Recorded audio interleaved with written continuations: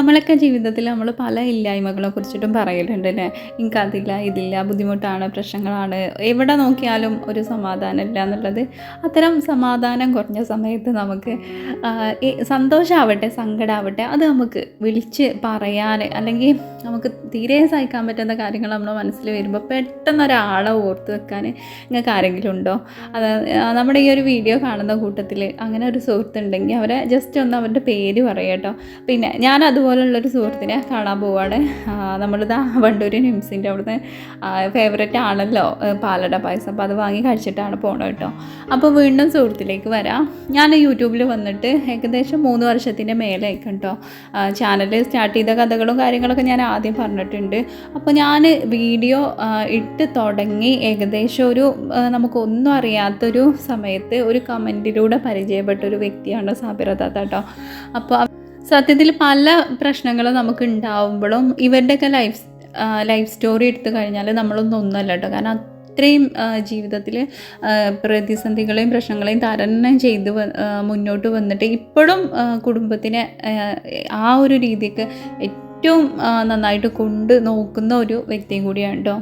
അപ്പോൾ ഞങ്ങൾ ഇറങ്ങുമ്പോൾ തന്നെ ചെറിയ മഴ ഉണ്ടായിരുന്നു. മഞ്ചേരി എത്തിയപ്പോഴേക്ക് ഭയങ്കരമായിട്ട് ബ്ലോക്കായി, ഇടി മഴയൊക്കെ നന്നായിട്ട് വന്ന് ആകെ പെട്ടു കേട്ടോ.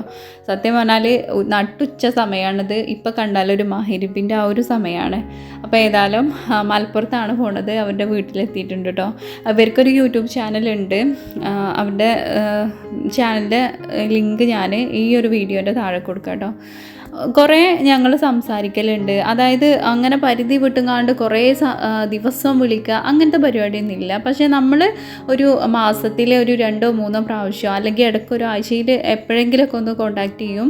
ഇടയ്ക്ക് എന്താ പറയുക, ഒന്ന് വിളിക്കും, സംസാരിക്കും, കാര്യങ്ങളൊക്കെ പറയും. അങ്ങനെയാണ്. എനിക്ക് ഏറ്റവും സന്തോഷം എന്ന് പറഞ്ഞാൽ ഇവർ എങ്ങനെയെന്ന് വെച്ചാൽ അവർക്കൊരു സന്തോഷം വരുമ്പോഴാണ് എന്നെ വിളിക്കുക കേട്ടോ. നമ്മൾ കൂട്ടത്തിൽ പലരും നമുക്ക് എന്തെങ്കിലും കാര്യങ്ങൾ ഇപ്പം സാമ്പത്തികപരമായിട്ട് കുറച്ച് മെച്ചപ്പെട്ട് കഴിഞ്ഞാൽ ഇപ്പോൾ യൂട്യൂബിൽ തന്നെ എനിക്ക് സുഹൃത്തുക്കൾ ഉണ്ടായിട്ടുണ്ട്. അവരെ വീഡിയോ ഒക്കെ റീച്ച് ആയി കഴിഞ്ഞാൽ പിന്നെ അവരൊരു പൊടി പോലും കാണൂല. അങ്ങനത്തെ ആളുകളുണ്ട്. പക്ഷേ ഇത് നേരെ തിരിച്ചാണ് കേട്ടോ. ഇവർക്കൊരു സന്തോഷം ഉണ്ടെങ്കിൽ ഓടി വന്നിട്ട് എൻ്റെ അടുത്താ പറയുക, എടി എനിക്ക് അങ്ങനെ ഉണ്ട് ഇങ്ങനെ ഉണ്ട്. യൂട്യൂബിലൊരു വീഡിയോ കയറി കഴിഞ്ഞാൽ ഇത് അങ്ങനെ ചെയ്യുക, അതായത് ഇങ്ങനെ ഇട്ടാൽ എൻ്റെ വീഡിയോ കയറും, അവർക്ക് എങ്ങനെ കയറിയത് അത് ഇന്നെക്കൊണ്ട് അങ്ങോട്ട് ചെയ്യിപ്പിക്കും കേട്ടോ. അങ്ങനത്തെ അത്രയും സ്നേഹമുള്ളൊരു താത്തയാണ് കേട്ടോ. ഞങ്ങളുടെ രണ്ടാളുടെയും ലൈഫ് സ്റ്റൈൽ എന്ന് പറയുന്നത് ഏകദേശം ഒരേപോലെയാണ്.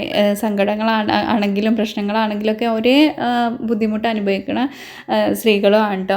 അപ്പോൾ കുറേ കാലമായിട്ട് ഇങ്ങോട്ട് വരണമെന്ന് വിചാരിച്ചിട്ടുണ്ടായിരുന്നു ഈ ഒരു വീട് കാണാൻ വേണ്ടിയിട്ട്. കാരണം അത്രയും നെഗറ്റീവ് ഐറ്റംസാണ് ഇവിടെ ഉള്ളത് കേട്ടോ.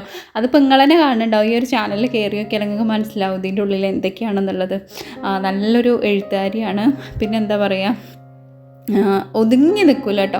എപ്പോഴും എന്തെങ്കിലുമൊക്കെ ആയിട്ട് എടുത്ത് കൊണ്ടിരിക്കും. എന്നാലും അത്രയും ആൾ ബിസി ആണെങ്കിലും വീടൊക്കെ നല്ല നീറ്റ് ആൻഡ് ക്ലീൻ ആക്കിയിട്ട് വെച്ചിട്ട് അങ്ങനെയുള്ളൊരു മൈൻഡാണ്. ഏതായാലും വളരെ സന്തോഷമായി. കാരണം കുറേ ആയി പോകണം എന്ന് വിചാരിച്ചിട്ട്. ഒരു പ്രത്യേക ഉദ്ദേശം വെച്ചിട്ട് അല്ലെങ്കിൽ ഇന്ന കാര്യത്തിന് വേണ്ടിയിട്ട് അല്ലെങ്കിൽ ഇത്ര ലാഭത്തിന് അതല്ലെങ്കിൽ ഇന്ന നേട്ടങ്ങൾ വേണം എനിക്ക് അങ്ങനെയൊന്നും വിചാരിച്ചിട്ട് നമ്മൾ ആരെയും സ്നേഹിക്കാതിരിക്കും കേട്ടോ. കാരണം നമ്മൾ ആത്മാർത്ഥമായിട്ട് നല്ലൊരു സുഹൃത്ത് എന്നുള്ള രീതിയിൽ നമ്മൾ അവരെ സ്നേഹിക്കും. കുറേ കഴിയുമ്പോഴായിരിക്കും നമ്മളെ കൊണ്ട് അവർ കുറേ നേടിയിട്ട് നമ്മുടെ ആവശ്യങ്ങളൊക്കെ കഴിയുമ്പോൾ അവർ നമ്മളങ്ങോട്ട് മറക്കും. അതിപ്പം എല്ലാവർക്കും ജീവിതത്തിൽ അനുഭവം ഉണ്ടായിട്ടുണ്ടാവും. ഏതായാലും ഏറ്റവും എന്താ പറയുക, നല്ല രീതിയിൽ സ്നേഹിക്കാൻ പറ്റുന്ന നല്ല സുഹൃത്തുക്കൾ എല്ലാവർക്കും ഉണ്ടാവട്ടെ എന്ന് പ്രാർത്ഥിക്കുകയാണ്.